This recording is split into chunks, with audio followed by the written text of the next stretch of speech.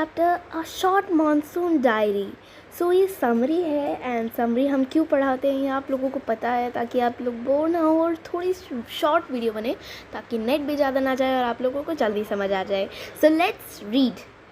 In this chapter are the extracts from the diary of the famous author and nature lover Ruskin Bond। इस chapter में ये बताया जाएगा Ruskin bond की nature के कितने पास थे और इस डायरी में क्या क्या फेमस ऑथर्स वगैरह के बारे में बताया रखा है। ठीक है। The author describes the flora and fauna during the monsoon in Missouri. Missouri कोई जगह है, ठीक है, उस पर फौना और फ्लोरा के बारे में बताते हैं। फौना और फ्लोरा एक कई के वनस्पति और फूल वगैरह ही होते हैं। ठीक है, ये बात है 24 June. 24 June is the first day of monsoon mist. Monsoon की मिसाल का पहला दिन होता है 24 June. The mist has covered the hills and also quietened the birds. जो मिस्ट जो थी वो पूरी हिल्स को कवर कर लेती थी। हो सकता है धुंध वगैरह कुछ हो, है ना, हो सकता है कोई प्लांट्स वगैरह हो, ठीक है, वो पूरी हिल्स को कवर कर लेती थी और बर्ड्स भी चुप रहते थे। ठीक है। ही कैन हियर बिज्जू calling his sister and feel that he is running. मतलब कि वो बिज्जू की आवाज़ सुनता है और ये सुनता है कि वो अपनी सिस्टर को बुला रहा है और वो फील करता है जैसे कि वो दौड़ रहा है। ठीक है। हाउएवर ड्यू टू मिस्ट, किसी तरह से मिस्ट की वजह से ही इज़ अनेबल टू सी बिज्जू, वो बिज्जू को देखने से अनेबल हो गया। The author says that the mist has change the Mussoorie hills in 2 ways। मतलब इसमें बताया गया है कि जो मिस्ट थी उसने हिल्स को 2 तरह से बदल दिया था, मसूरी की हिल्स को। ठीक है।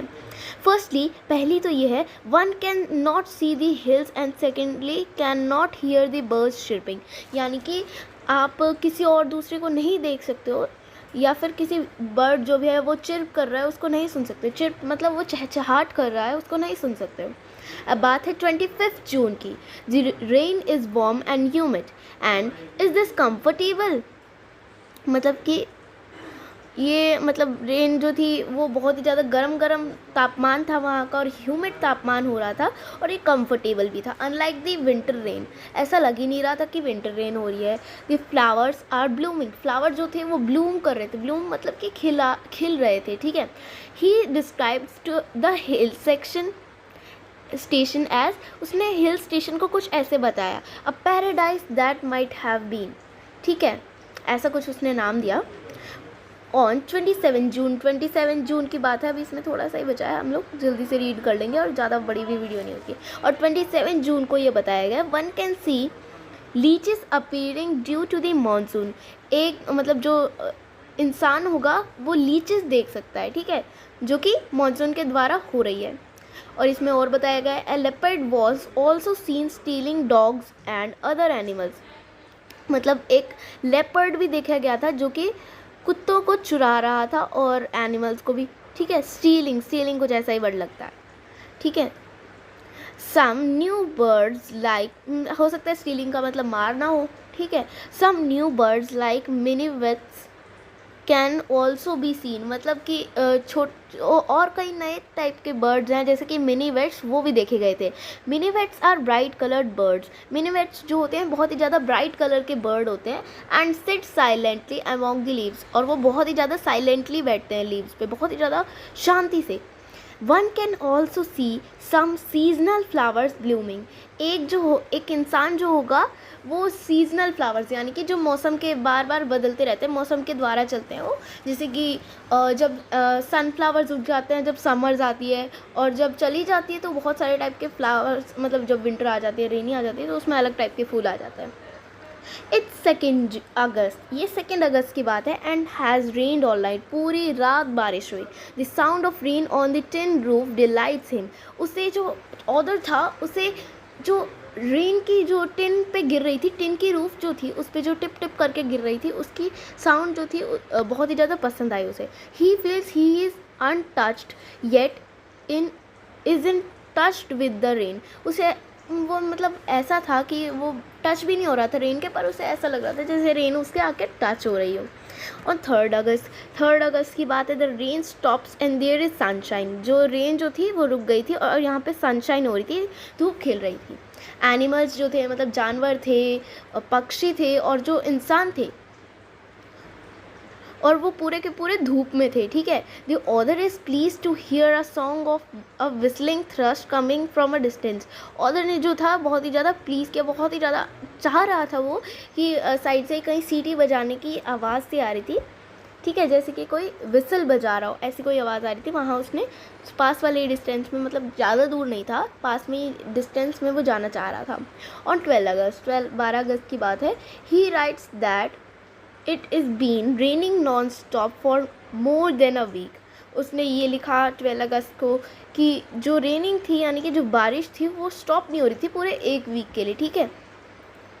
मतलब कि एक वीक से भी ज़्यादा नॉन स्टॉप बारिश हो रही थी, ठीक है। Everything is damp but not cold. सब कुछ भीगा हुआ था पर ठंडा नहीं था कुछ भी। Flowers have covered the hills. फूलों ने पूरी हिल को कवर कर लिया था। If one needs to go out, अगर किसी को एक को बाहर जाने की ज़रूरत पड़ती है, he needs to carry an umbrella, उसे अम्ब्रेला लेके जाना पड़ेगा। It's 31 August and monsoon growth can be seen everywhere. मतलब है कि 31 अगस्त की बात है, यानी कि 31 अगस्त की बात है। मानसून जो था बहुत ही ज़्यादा, मतलब उसकी बहुत ही ज़्यादा ग्रोथ हो रही थी सब जगहों पे। The seeds of the cobra lily, जो कोबरा लिली थी उसके सीड्स जो थे वो लाल लाल होते जा रहे थे, ठीक है। Which is an indication that the rains are coming to an end. मतलब है कि जो इंडिकेट करते हैं कि जो बारिश जो है वो एक खात्मे तक आ रही है, ठीक है। स्नेक्स एंड रोडेंट्स, स्नेक्स और रोडेंट्स जो थे हैव टेकन शेल्टर इन एटिक्स। उनको घर मिल गया था, मतलब उनको छांव मिल गई थी एटिक्स में, रूफ्स में, गोडाउन्स में और होल्स में, जो कि पूरे रेन वाटर से भरे हुए थे। इट्स ऑन द 3 अक्टूबर, ये 3 अक्टूबर की बात है। This is the monsoon was much longer than usual. मतलब है कि मानसून जो था ज़रूरत से ज़्यादा ही बढ़ गया था। Usually it starts in the last weeks of June and continues until the end of अगस्त। ये जून से स्टार्ट होते हैं और अगस्त तक रहते हैं, ठीक है। Now the winter rain has begun. अब जो विंटर के लिए, मतलब सर्दियों के लिए जो बारिश होनी थी वो शुरू हो गई है। ऑन 26 जनवरी याद आ रहा है कुछ, कोई फेस्टिवल आता है। 26 जनवरी पे the author wrote a poem.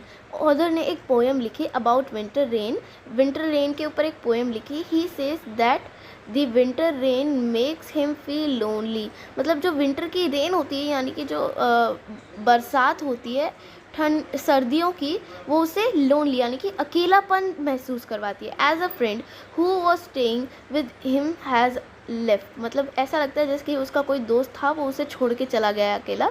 He also says that there are no flowers in winter rain. वो कहता है कि विंटर की रेन में यहाँ पे कोई भी फ्लावर नहीं उगता है, as there were in monsoon rain, जैसे कि मानसून रेन्स में रहा करते थे। इट्स 23 मार्च, ये 23 मार्च की बात है।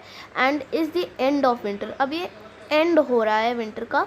One can C a rainbow in the clear sky after hello storm. मतलब है कि ओले पड़ने के बाद, हेल स्टॉर्म यानी कि ओले जो पड़ते हैं, ओले यानी कि बर्फ़ के गोले जो पड़ते हैं, आपके हमारी लोकल भाषा में ओले बोलते हैं। वो पड़ने के बाद, बर्फ़ के छोटे छोटे गोले होते हैं ना, वो पड़ने के बाद अब यहाँ पे क्लियर स्काई हो गया है, यानी कि पूरा का पूरा, मतलब गर्मियाँ फिर से स्टार्ट होने वाली है और ये जो है पूरे स्काई जो है साफ़ दिखाई दे रहा है और उसमें रेनबो दिखाई दे रहा है। सो ये थी हमारी यहाँ की अब की स्टोरी। अगर अच्छी लगी शॉर्ट मानसून डायरी तो प्लीज़ लाइक कर दीजिएगा, सब्सक्राइब करके ज़रूर बताइएगा कैसा लगा। Thank you.